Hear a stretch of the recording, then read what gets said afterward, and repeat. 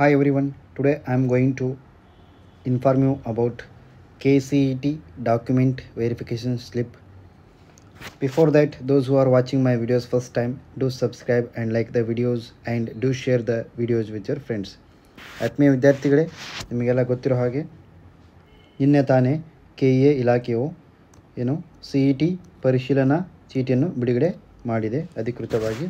So ಇದರಲ್ಲಿ ನೀವೇನು ಒಂದು ರಿಸರ್ವೇಷನ್ ಕ್ಲೇಮ್ ಮಾಡಿರ್ತಿರಲ್ಲ, ಸೊ ಕ್ಲೇಮ್ ಮಾಡಿದ ಮೇಲೆ ಖುದ್ದಾಗಿ ನೀವು ಇಲಾಖೆಗೆ ಹೋಗಿ ಇಲಾಖೆಯ ಕಚೇರಿಗೆ ಹೋಗಿ ವೆರಿಫಿಕೇಷನ್ ಮಾಡ್ಕೊಂಡು ಬಂದಿರ್ತೀರ.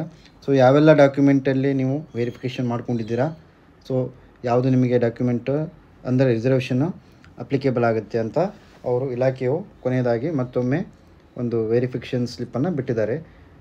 ವಿದ್ಯಾರ್ಥಿಗಳು ತಮ್ಮ ಲಾಗಿನ್ ಡೀಟೇಲ್ಸ್ನ ಎಂಟರ್ ಮಾಡಿ ತಮ್ಮ ಒಂದು ವೆರಿಫಿಕೇಷನ್ ಸ್ಲಿಪ್ಪನ್ನು ನೋಡ್ಕೋಬಹುದು.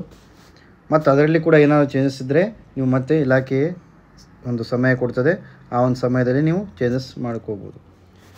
ಇಲ್ಲಿ ಒಂದು ಮಾಧ್ಯಮ ಪ್ರಕಟಣೆ ಇದೆ, ಅದೇನೆಂದರೆ ವೈದ್ಯಕೀಯ ಇಂಜಿನಿಯರಿಂಗ್ ಸೇರಿ ಇತರೆ ವೃತ್ತಿಪರ ಕೋರ್ಸುಗಳ ಪ್ರವೇಶಕ್ಕೆ ಸೀಟು ಹಂಚಿಕೆ ಮಾಡಲು ಕರ್ನಾಟಕ ಪರೀಕ್ಷಾ ಪ್ರಾಧಿಕಾರ ಸಕಲ ಸಿದ್ಧತೆ ಮಾಡಿಕೊಳ್ಳುತ್ತಿದ್ದು, ಇದರ ಭಾಗವಾಗಿ ಸೋಮವಾರ ಪರಿಶೀಲನಾ ಚೀಟಿ ಅಂದರೆ ವೆರಿಫಿಕೇಷನ್ ಸ್ಲಿಪ್ಪನ್ನು ಬಿಡುಗಡೆ ಮಾಡಿದೆ. ಇಲ್ಲಿ ನೀವು ನೋಡ್ಬೋದು, ಅಭ್ಯರ್ಥಿಗಳು ತಮ್ಮ ಅರ್ಜಿಯನ್ನು ಭರ್ತಿ ಮಾಡುವಾಗ ಮೀಸಲಾತಿ ಇತ್ಯಾದಿ ಕ್ಲೇಮ್ಗಳನ್ನು ಮಾಡಿಕೊಂಡಿರುತ್ತಾರೆ.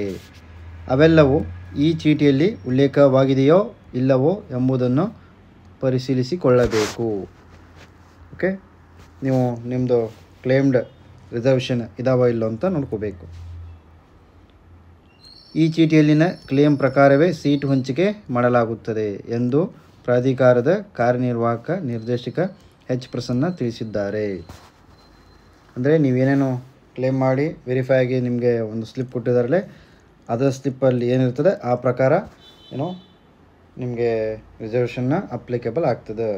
ಓಕೆ, ಅದೇ ರೀತಿಯಾಗಿ ಒಂದು ವೇಳೆ ಕ್ಲೇಮ್ ಮಾಡಿರುವುದಲ್ಲಿ ತಪ್ಪಾಗಿದ್ದಲ್ಲಿ ಅಥವಾ ಸರಿ ಮಾಡಿಕೊಳ್ಳಲು ಸದ್ಯದಲ್ಲೇ ದಿನಾಂಕ ನಿಗದಿ ಮಾಡಲಾಗುವುದು. ಇನ್ ಕೇಸ್ ಏನಾದರೂ ಅಲ್ಲಿ ತಪ್ಪಾಗಿದ್ದರೆ ನೀವು ಕ್ಲೇಮ್ಸ್ನ ಸರಿ ಮಾಡಿಕೊಳ್ಳಲು ಒಂದು ದಿನಾಂಕವನ್ನು ನಿಗದಿ ಮಾಡ್ತದೆ. ಸೊ ಆಗ ಮುಂಗಡವಾಗಿ ದಿನಾಂಕವನ್ನು ನಿಗದಿ ಮಾಡಿಕೊಂಡೇ KEAಗೆ ಬಂದು ಸರಿ ಮಾಡಿಕೊಳ್ಳಬೇಕು ಎಂದು ತಿಳಿಸಿದ್ದಾರೆ. ಅಂದರೆ ಒಂದು ಪರ್ಟಿಕ್ಯುಲರ್ ಡೇಟ್ ಕೊಡ್ತಾರೆ, ಆ ಡೇಟಲ್ಲಿ ನೀವು ಇಲಾಖೆಗೆ ಹೋಗಿ ಏನಾದರೂ ನಿಮ್ಮ ವೆರಿಫಿಕೇಷನ್ ಸ್ಲಿಪ್ಪಲ್ಲಿ ಮಿಸ್ಟೇಕ್ಸ್ ಇದ್ದರೆ ನೀವು ಅಲ್ಲಿ ಹೋಗಿ ಸರಿ ಮಾಡಿಕೊಂಡು ಬರಬೇಕಂತ ಹೇಳಿದ್ದಾರೆ. ಓಕೆ, ಧನ್ಯವಾದಗಳು.